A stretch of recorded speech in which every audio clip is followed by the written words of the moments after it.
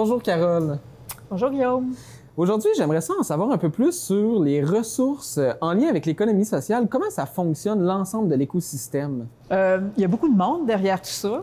Premièrement, je vais commencer par le début parce que, tu sais, depuis 1996, quand même, le chantier de l'économie sociale, c'est le porte-parole de l'économie sociale auprès du gouvernement du Québec. Fait que s'il y a des fonds au Québec, puis s'il y a un plan d'action local en économie sociale, c'est parce qu'il y a un chantier d'économie sociale. Sans ça, je pense pas que ce serait arrivé. C'est que cet organisme-là, c'est encore notre je veux dire, intervenant privilégié envers le gouvernement, puis je pense qu'il fait une bonne job, fait qu'on le garde.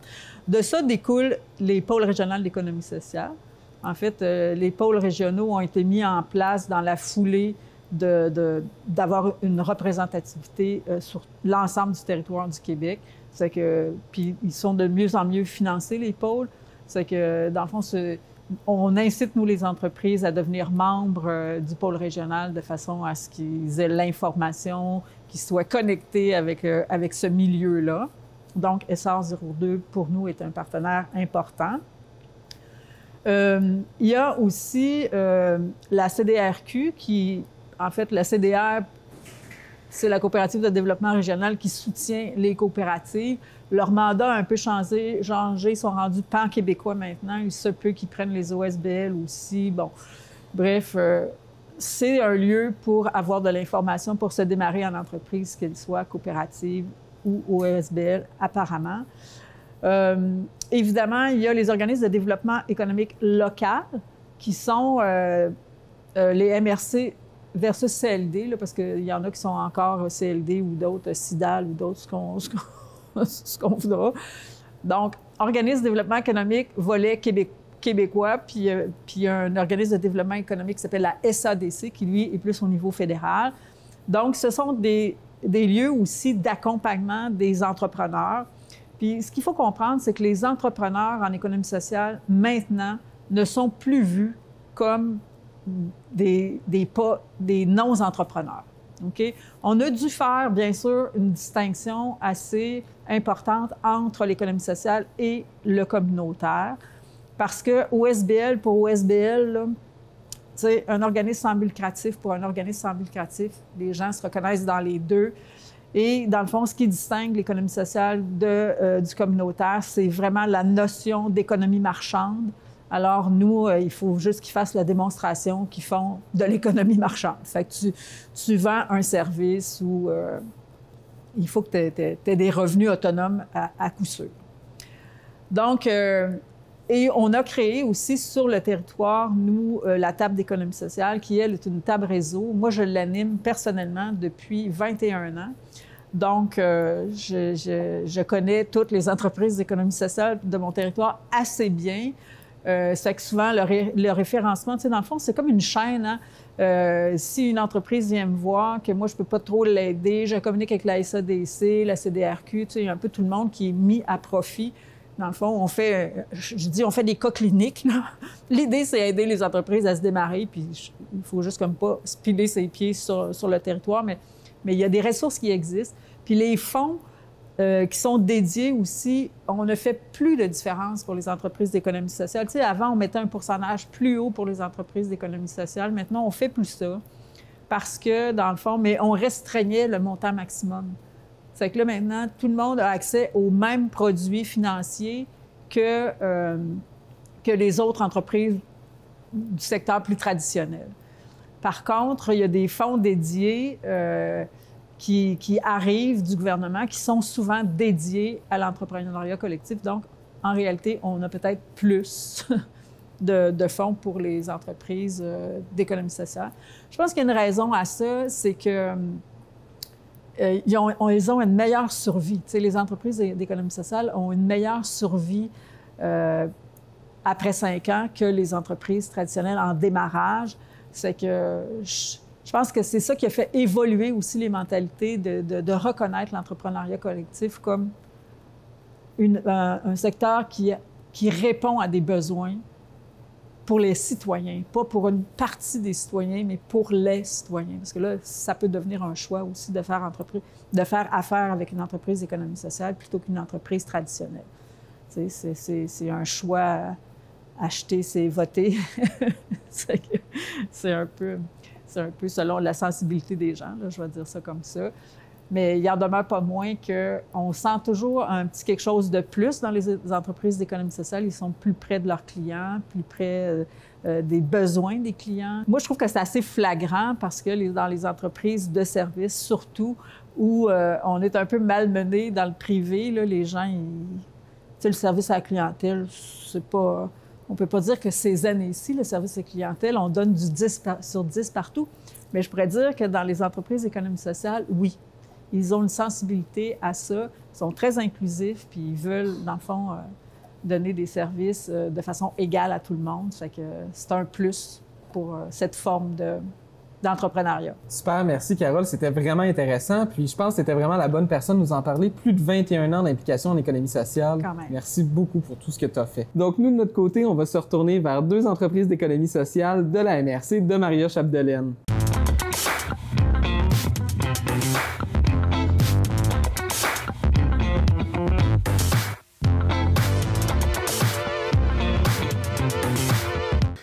La légende raconte que le bol d'or serait né en 2004 dans le garage des 3 gars ici, là, Enrico Allard, Jimmy Allard, Marc-André Paquette. Ces gars-là pouvaient pas croire qu'on n'avait pas de tournoi d'impro à Dolbeau alors qu'eux autres, ils jouaient depuis le secondaire. T'sais, on avait même Jimmy Doucette, Pierre Turcotte, tous les gens là, qui sont au temple de la renommée, même les amphigouris des années 80. Fait que, on avait une bonne culture d'impro à Dolbeau. Et justement, ces gars-là ont dit, on n'a pas de tournoi d'impro en ville, on va s'en faire un. Puis dans leur garage, il y avait une toilette qui servait à mettre de la glace dedans. Ils ont dit, on va appeler ça le bol d'or. Ils ont peinturé ça à canette en spray. Et ça a été le premier trophée du bol d'or. Après ça, en 2006, le bol d'or est devenu un OSBL, ou un organisme d'économie sociale, sous la présidence de Dave Shepard. Et après, depuis ce temps-là, le bol d'or roule. D'ailleurs, le bol qu'on a ici, en bronze, a été refait par après par la gang de fonderie de l'Abbé. Puis le bol a toujours continué à évoluer. On a commencé au centre civique. Après ça, ça a été au Club de l'Amitié. Puis depuis, je pense, 2010, on est dans la salle de spectacle.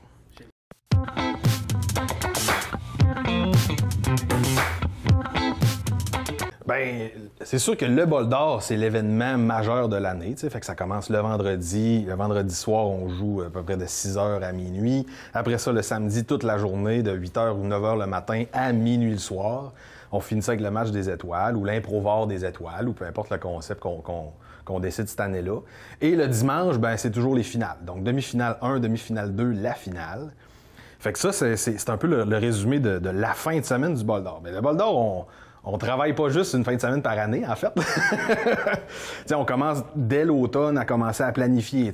Ça prend campagne de financement, recrutement des équipes. Puis, en parallèle de ça, le bol d'or est aussi responsable de la Ligue d'impro de l'Hémissoise. Oui. Fait que, la Ligue d'impro, on commence justement la saison d'automne en septembre. Fait qu'on joue à tous les mercredis de septembre à avril. Après ça, on laisse un petit bout pour que les gens s'ennuient de l'impro, puis on fait le bol. Fait que, c'est de gérer tout le recrutement des joueurs pour la Ligue, les matchs spéciaux aussi. Puis heureusement, je peux dire que la Ligue, c'est mon cahier de charge. Fait que c'est moi qui m'en occupe en plus de la présidence du bol. Mais maintenant, on a un comité de gestion de la Ligue à part qui m'aide à jongler tout ça, là, organiser des formations, comment on réussit à créer de l'appartenance avec les joueurs. Fait que, on peut dire que c'est la 11e année de la Ligue cette année. Depuis 11 ans, le bol d'or roule à l'année. Okay. On prend des petites vacances l'été, mais on fait quand même des matchs spéciaux là, une fois de temps en temps.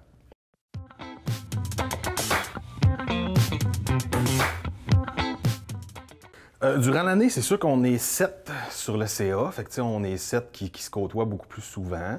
Je te dirais que le comité de gestion de la Ligue d'impro, comme je te parlais, on doit être une dizaine là-dessus. Si on compte tous les joueurs comme des bénévoles de la Ligue d'impro, ça fait 16 joueurs de plus. Fait que, ça, pour la partie Ligue d'impro, c'est ça. Pour le bol, ça prend une panoplie de bénévoles, là, les gens à la porte ici, les placiers de la salle, à l'animation, on vire la journée au complet. Fait qu'on peut pas juste avoir un animateur ou deux, t'sais. Fait que ça nous prend un panel d'animateurs. On a maintenant un gestionnaire de l'animation qui s'occupe que de ça. l'accueil des équipes, on a aussi les juges de ligne, les juges de salle, les gens qui vont dans les loges. Fait que, tu sais, c'est dur de dire un chiffre, mais je dirais facilement une bonne cinquantaine là, pour juste la fin de semaine. Là. Puis c'est sûr que c'est toujours un défi de recruter, mais de plus en plus, les gens, ils veulent venir travailler pour le bol parce qu'ils aiment l'ambiance, puis c'est un événement incontournable.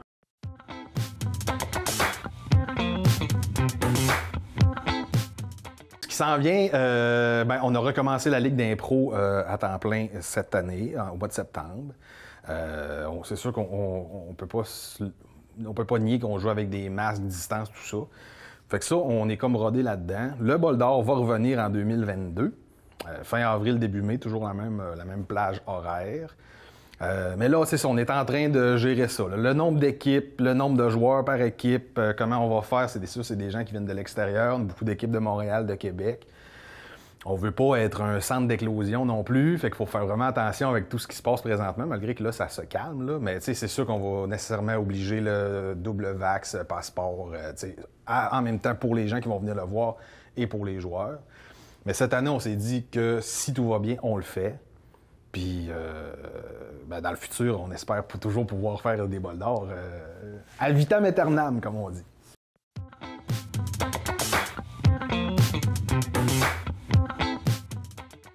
C'est déjà arrivé qu'il y ait des fans qui descendaient de Québec, d'ailleurs, je me souviens, là, qui sont descendus avec les équipes en voiture.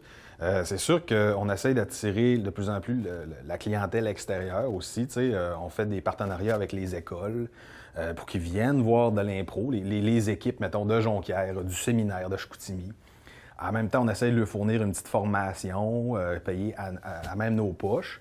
Mais beaucoup de jeunes qui aiment l'impro, qui vont amener leurs parents, puis les parents aussi vont tomber en amour. Sinon, on a des fans incontestés qui vont être assis là dès la première game, puis ils vont écouter toutes les games jusqu'à la fin. Puis sinon, juste des gens qui, veut pas, le bol d'or est au printemps, il commence à faire beau, les gens veulent en ressortir plus. Fait que, le samedi soir, c'est pas mal un gros happening.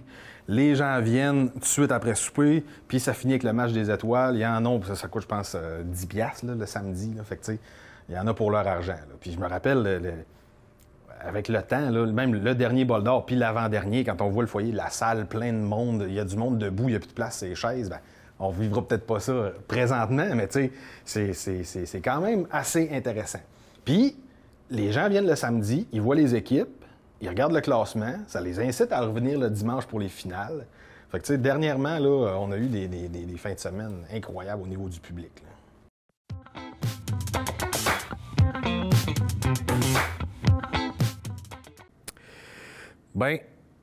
C'est sûr qu'on se le cachera pas que faire un bol d'or et gérer la Ligue d'impro, ça peut se chiffrer en plusieurs milliers, sinon, on pogne la dizaine facile de budget. Là. C'est pas un gros événement, on ne gère pas des centaines de milliers. Mais je me verrais mal, en tant que président d'un tournoi privé, aller solliciter année après année des partenaires, des commanditaires. Fait que le fait d'être un organisme comme ça, à but non lucratif, oui, on réinvestit. Mais oui, on est capable d'aller ratisser plus grand, des subventions au niveau de la MRC, de la ville, parce que ça serait difficile d'assumer nous-mêmes avec nos finances personnelles un tournoi d'impro comme ça. Puis en même temps, c'est moins pire là parce que le bol est quand même relativement en santé. Là. Mais au début, les 2 premières années, les gars faisaient ça avec leur argent, ils ont starté ça comme ça. Puis je pense que c'est un très bon move que Dave Shepard a fait en transformant ça, en donnant une structure aussi. Il faut respecter le code Morin, le président, vice-président, fait que ça nous permet d'avoir un beau canevas dans lequel on peut jouer. Puis c'est ça, au niveau financier, c'est un gros avantage d'être un organisme comme ça.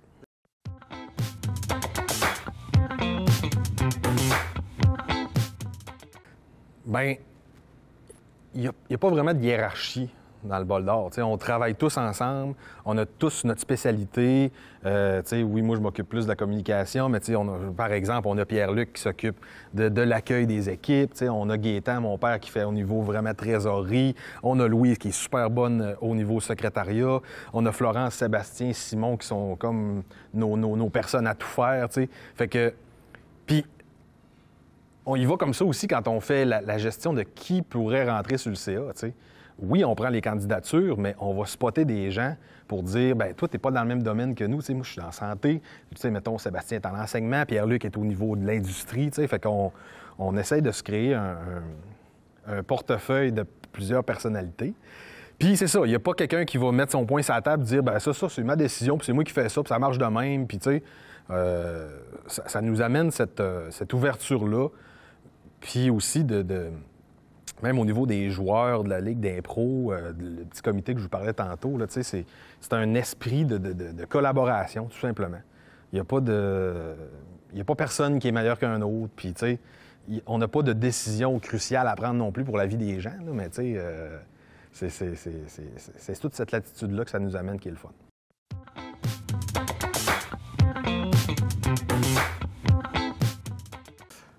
Je dirais la polyvalence. Oui. Parce que ça nous permet d'agir à plein de niveaux, avec plein de personnes différentes, à faire plein de projets, capoter les uns autant que les autres. On a une mission qu'on doit suivre, mais ça nous donne tellement d'opportunités. C'est ça, polyvalence. Les jeunes, les moins jeunes, les personnes âgées, les enfants. Les gens qui n'aiment pas l'humour, les gens qui aiment l'humour, les gens qui aiment l'impro, les gens qui aiment le théâtre. C'est ça, on est acteurs là-dedans.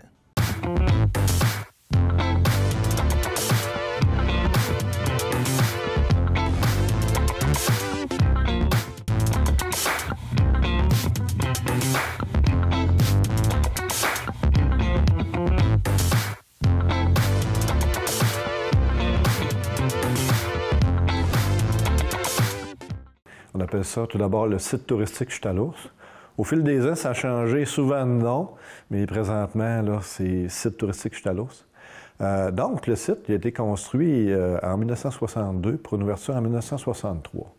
C'est qu'à ce moment-là, au Saguenay-Lac-Saint-Jean, les agriculteurs particulièrement, c'était facile entre eux, il y avait du travail l'été, mais l'hiver, bien, les familles avaient beaucoup de difficultés là, à arriver à nourrir leur famille et tout ça. Donc, les paliers du gouvernement ont monté sur pied un programme de subvention, ça s'appelait les travaux d'hiver.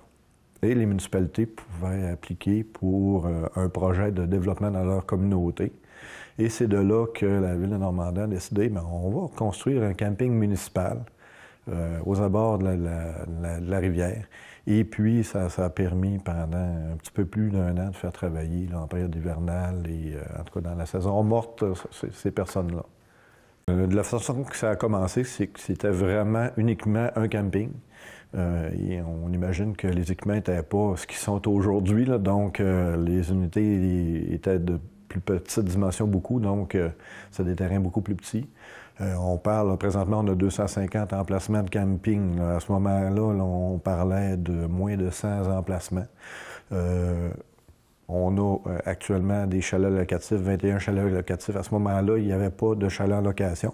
Par contre, il y avait des propriétaires de chalets privés sur le site. On en a encore, il y en a encore 13, mais à ce moment-là, il y en avait beaucoup plus parce qu'ils ont installé un camping dans un emplacement qui existait déjà, qui n'était pas développé, mais qui existait déjà.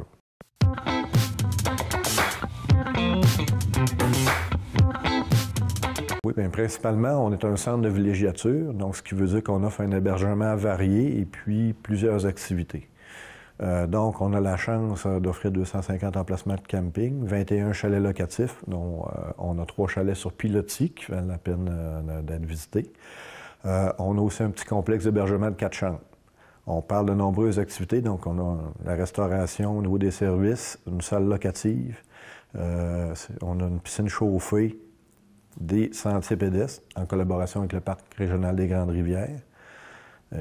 Théâtre d'été, que ce soit des terrains sportifs, on en a de plusieurs types. Module de jeu pour enfants. On a 25 heures d'animation aussi pour les enfants pendant l'été. En hiver, bien, le site est ouvert maintenant, donc les sentiers pédestres sont transformés en sentiers de raquettes. Et puis, on a le restaurant qui joue le rôle de relais motoneige, et puis on offre une dizaine de chalets locatifs.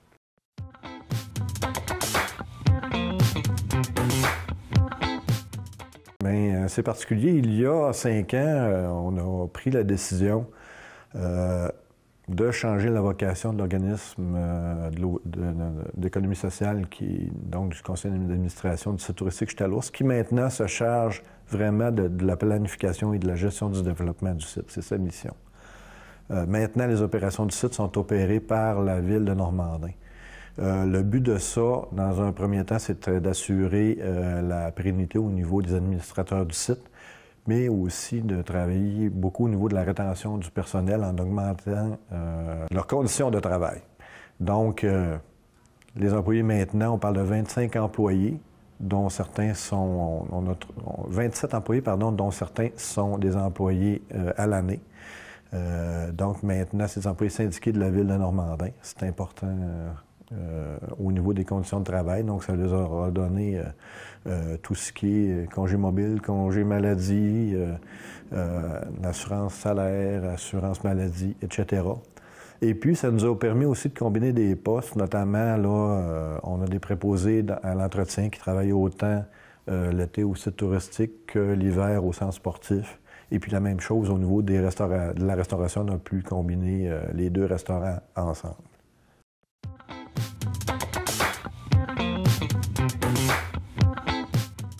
Oui, mais on a une clientèle qui est très variée. Dans un premier temps, bien, on a une clientèle saisonnière. On a 101 saisonniers en camping sur le site. On a une clientèle touristique, qu'on pourrait dire. Et puis, on a une clientèle aussi visiteur qui va venir visiter le site, que ce soit pour y passer la journée, pour profiter des infrastructures ou pour visiter quelqu'un qui est déjà sur le site. Donc, au niveau de la clientèle touristique, bien, l'été, c'est principalement la clientèle familiale, je dirais plus de 80 90 %. On a une forte clientèle cycliste. On a la véloroute des Bleuets qui passe à l'entrée du site, donc pour nous, c'est une clientèle très importante. Là, en hiver, bien, on veut développer, c'est sûr, la clientèle motoneige progressivement. Ça va être le 5e hiver que le site touristique va être ouvert cette année. Et puis, tranquillement, on travaille au niveau de la clientèle internationale. Dans les 2 dernières années, on a été très tranquille, mais on a quand même 7 ententes là, avec, de développement là, avec des agences là, présentement. Fait que c'est une belle opportunité qu'on a de ce côté-là aussi.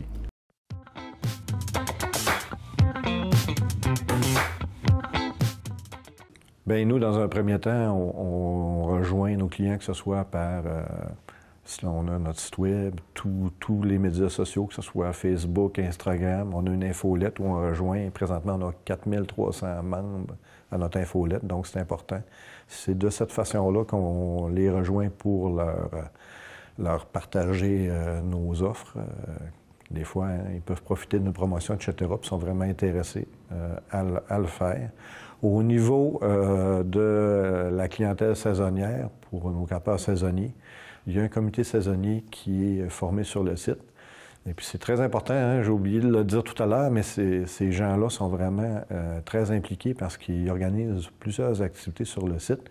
Et puis, c'est un comité qui est vraiment indépendant de nous, là, de l'administration. C'est eux qui peuvent organiser le Noël des campeurs, etc. Donc, eux ont un groupe fermé. Donc, lorsqu'on veut aviser tous nos saisonniers, bien, on peut, nous, le faire par courriel, parce qu'on a leur courriel, mais aussi par le groupe fermé Facebook. Donc, on est en mesure, là, rapidement, là, de parler à toute notre clientèle.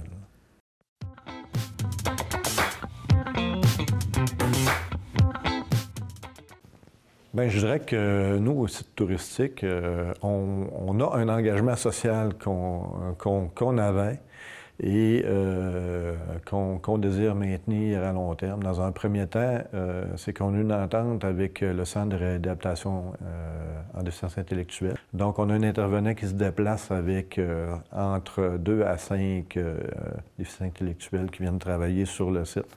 Et puis, ils font vraiment partie de l'équipe de travail. C'est vraiment intéressant parce que même les saisonniers, ça fait 2 ans qui s'ennuient de ces personnes-là. Ils sont vraiment très appréciés. On a aussi la troupe de théâtre des animés, qui est un organisme à but non lucratif, donc qui présente ses pièces tout l'été au site touristique. Et le projet est prévu pour permettre qu'ils s'installent dans les nouvelles installations, là.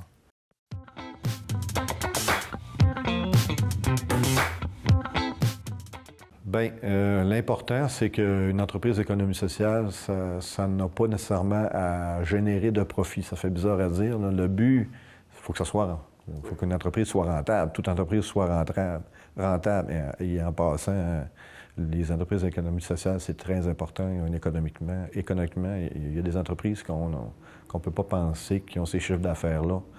Mais le but premier, c'est d'offrir un service à la communauté.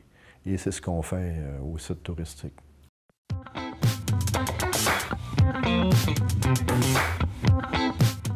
Bien, nous, comme je disais, on a comme 2 niveaux, je dirais, là, de gestion. Les opérations sont gérées directement par les administrateurs qui travaillent pour la Ville de Normandin. Donc, moi, je suis directeur des loisirs à la Ville. Et puis, j'ai dans ma tâche la direction générale du site. Et j'ai une équipe qui m'accompagne. Au niveau du développement du site, donc autant dans sa planification que dans sa gestion, c'est le conseil d'administration de l'OBNL donc, qui gère ce côté-là. Donc, il y a 5 membres qui siègent au conseil d'administration. Il y a moi, on a un élu municipal, et puis il y a 3 citoyens de Normandin qui y siègent. Ces 3 citoyens-là sont nommés par le conseil de ville.